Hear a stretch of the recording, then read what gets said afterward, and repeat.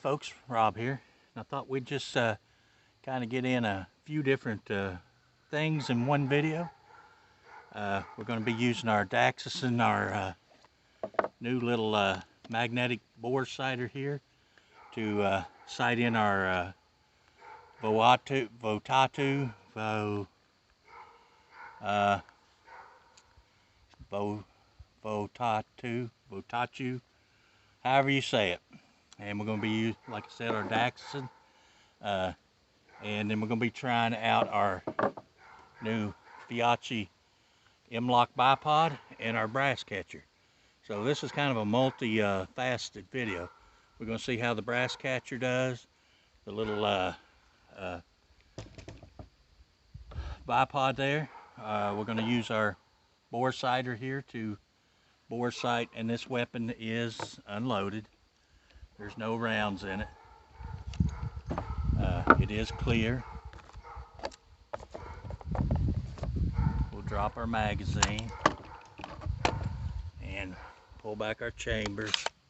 There are no rounds in the magazine. And we'll lock our bolt back. So what we're going to do is we're going to install our Daxisonn laser here, and I'm going to try and get it as concentric to the, use the little rings and try to get it as concentric as possible. And that looks pretty good right there. Pretty good. Like I said, bore sighting is not a perfect thing. And when you use this type of bore sighter, don't forget it's on there, because you will blow it to smithereens if you fire it around. With the compensator, it's probably not going to hurt. It's probably not going to hurt the gun, but it sure will do some damage to your bore sighter. So I'm going to turn this on, and I've got a target set up down there, and I'm going to take you down there and I'm going to set you up so that you can see the dots. It's overcast. They're giving rain today. They've given rain for the whole day. I'm going to take you down there and let you see the Daxisonn laser on the sight, or on the paper, and the P4L little laser. And we're going to adjust this laser till it matches this laser, which is just about perfect, because I've done looked through this scope, I've done checked it. There's probably that much difference down there on target.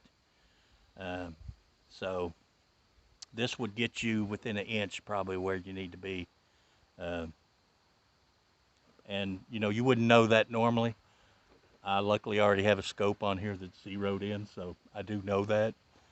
And but let me take you down there, and I'll set you on the target, and I'll let you see me put the two laser dots together, and then we'll take a few shots and see where it puts me. All right, I'll get you set up down there, and we'll get this video started. So there we are on our target. I'll go back and we'll start the process. All right, folks, this was a little more of a process than I thought it would be. The hardest part was trying to get the Allen wrench into the little sight while I was keeping the bore sighter on the paper. I jumped all around and bounced all around, and it was me trying to get the wrench in there, so I'd have to look to the side and at the top and figure out where the Allen wrench was going, and then try to get that's the bore sighter there, and you can see just to the right of it, there we are coming together in a somewhat of a cohesive dot. We're pretty close right there. But I thought I needed to come up a little bit, and then I couldn't find my hole to get back into the hardest part was finding the and it does appear that the laser might be just a little bit to the right, or should I say left, of the the bore sighter dot. But I just had a time. I was having to look around when I was doing the windage around the left side of the gun and try and keep the Allen key in the sight to where I could do it. It could have been a lot smoother than it was. I fiddled a lot trying to get the Allen key into the sight and maintain the bore sighter on the picture. Would have been much easier doing a rifle scope with this, because you'd have been looking through the scope and just basically bringing the dot to the crosshairs. Well, in this case, the rifle bore was bouncing all over, and so was the dot. So I think we pretty well pulled them together there. I'm doing a little, yeah, we're doing just a little, I think right there. Yeah, I pulled them back apart again. So, I'm trying to get them as close as I can, and it takes very little movement on the Allen key. I think right there I figured out that maybe that's as close as I'm going to get it right there. That looks like one pretty good dot. So I think that's where we end up shooting the rounds at and calling that good. But anyway, it's a little harder than it looks, or at least I made it look harder than it looks. So anyway, we're gonna take some shots with it. I hope you could see that process. This was really visible down there. It's not hardly quite as visible, but it's still plenty visible. It's obviously the bigger battery probably in this makes it a little stouter maybe. But so we have matched our dot here to the bore sighter. Now I have some Winchester M193s. We're just going to take a few rounds down there, and we're going to see, and I'm not going to use the scope, I'm just going to use the laser. I'm going to be looking strictly at the laser and see how close we are to where we had it bore sighted. I do know that the bore sighter last night was just literally right on the money as far as the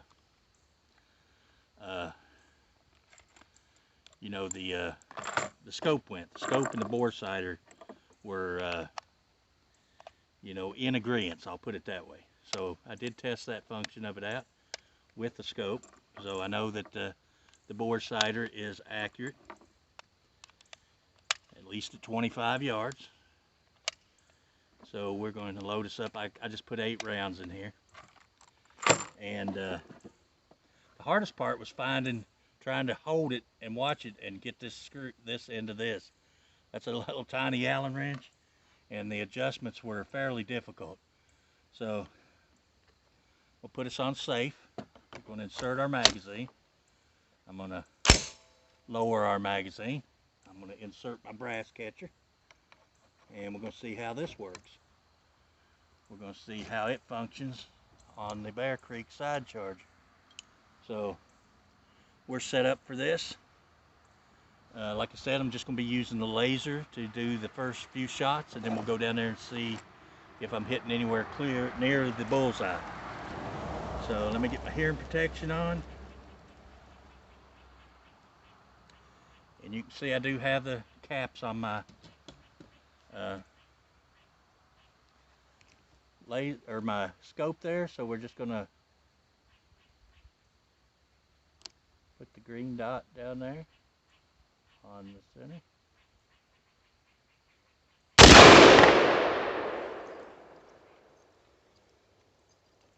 And it did catch the brass. Let's see. Just make sure it picked up the next round.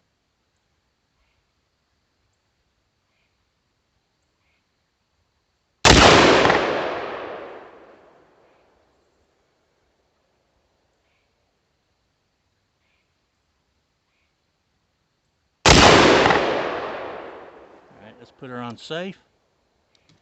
Let's go down there and see where we're hitting.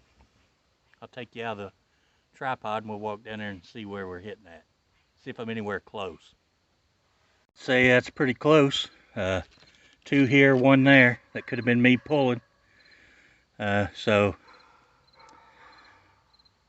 let's go back and compare the green dot with the scope and see if there's any difference.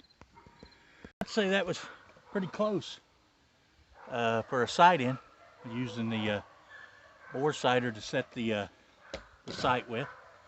We're going to pull off our scope covers, and now I'm going to use the scope and combine. I'm going to look, and the green dot is just a hair. I mean, it's just about dead center. So I'd say we got it pretty close with the scope. A couple little adjustments and I could have it right in there. But let's put our lens covers back on and see if we hold the same 0. I could do a little adjusting. It is so close though to center that I don't know if I could get it any much better than that. So let's try 3 more shots. We'll put our caps back on. Guys, these Vico scopes for first focal plane or long eye relief scope, these are not first focal plane. These are from the AR platform. I have not found a better scope yet than these Vico. This is a 1x5x24, and I love these scopes. I'll never take the Vicos off of my pistols. So let's put a couple more rounds down there. And I'm not going to shoot these because these are M193. Is that the penetrators? I don't know if that is. I don't want to shoot my steel targets with a steel core or something. Maybe that'd damage my target. So we're just going to shoot at that paper. And I'm going to use my laser.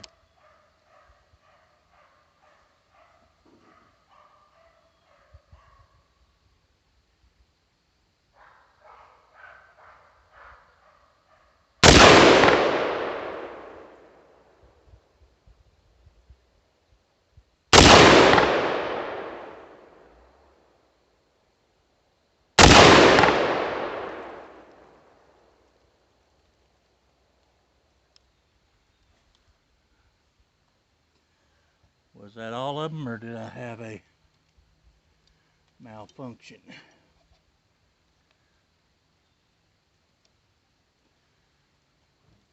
That was all of them. So that was all of our 8 rounds. So our brass catcher worked just like it's supposed to. There is our brass in there.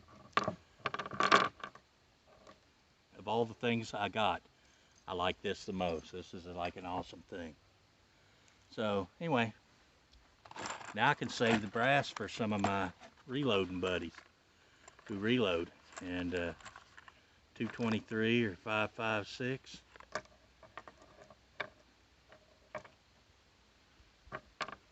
Maybe I just put 6 rounds in there. I must just put 6. I thought I put 8. Guess I put 6. Anyway, we're unloaded safe. I'm going to turn my laser off. One thing I forgot to tell you about on this laser, it does have a strobe function, and I'll show you that. I forgot to mention that.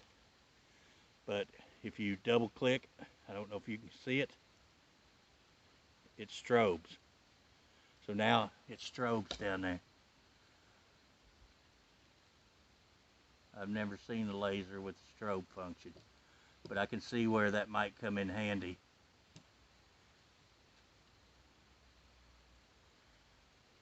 I want to see how far I can see the laser. In this daylight, in this light, really, I can see it up there on that rock, probably 35, 40 yards. It's still visible. But let's face it, lasers are not really designed for daylight. They're more designed for night use. So anyway, let's go down there and look, and take one last look, and we'll finish her up. Yeah, we're still, I think the first one was like here and here, and so I put one more here, and then I pulled one quite a ways off. So anyway, I could do a little more fine tuning on it, and may do that. So still, it's got you on paper. Okay guys, so that was our combination review of our Votatu green laser low profile that has constant on, momentary, and a strobe function. We also tested our little feyachi M-lock bipod there, which is extremely sturdy. No issues there.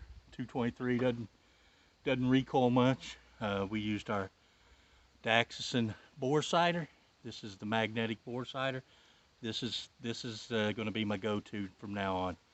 It's going to rain, or I was going to bring out some other guns and show you the versatility of this unit, because it is really versatile. This can be used on shotguns, handguns with optics, lasers. This could be used for a lot of things. As you've seen there, I zeroed in a laser with a laser. And then the feyachi cartridge brass catcher. I like this. I can see more of these in the future, although it does come with 2 adapters, so you can use it on 2 different rifles, which I think is really, really handy, feyachi. And possibly you can buy just the little adapter plates, and you can just buy those and use one of these on multiple rifles, and that would be very awesome. It did not interfere with the function of the gun at all. Caught all my brass. The little green dot laser, or the little laser per function, just as it should. Make sure it's off. This is an awesome little bore sighter.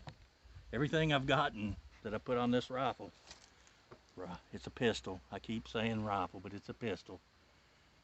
It is a pistol. It does have a stabilizing brace.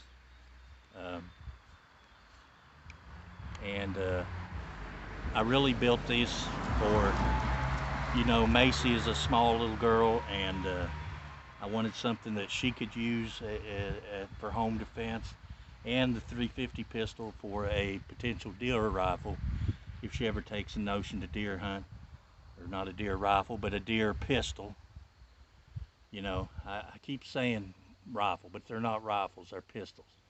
I wanted something light and short enough that she could use it for not only to defend herself, because you know, when I'm at work and Sheila's at work, sometimes you just have no choice but to leave your kids at home. We don't do it often, but there is a rare occasion, and I do want her to have something that she could defend herself with. And when we take away the rights for smaller people to defend themselves, which is what these are suited for, you know, these pistols are excellent options for small stature people, women, to have a means of defense, and maybe can't shoulder a full-size rifle and hold up the weight of a rifle, where these pistols allow people to have a means of self-defense that might have to revert to something else that is less accurate. I mean, let's face it, anybody can use a handgun, but a handgun is typically harder to hit with. It's just, it's under stress. It's potentially more dangerous to themselves and maybe a bystander. You know, these types of pistols have a place. Now, whether the ATF wants to believe that or not, these enable a lot of people, handicapped people, people who are limited arm and hand strength, that can't hold up a big heavy. You know, I got a lot of crap on mine, but if you was to strip this down to its basic pistol form, and I do this just for testing, you know, this is just I put this on here to test bed. But you know, this affords a lot of people a legitimate means of self-defense. And if you start regulating that and taking that away from people, you know, that's the whole definition of tyranny right there, to take away a people's right to self-defense. So anyway, enough of a tangent on that. The laser works good, the bipod works good, the brass catcher works good. Now, just to pull the stuff off and get it where it's going to live its life. Anyway, guys, I appreciate you watching and taking the time. And until the next video, we'll see you guys later.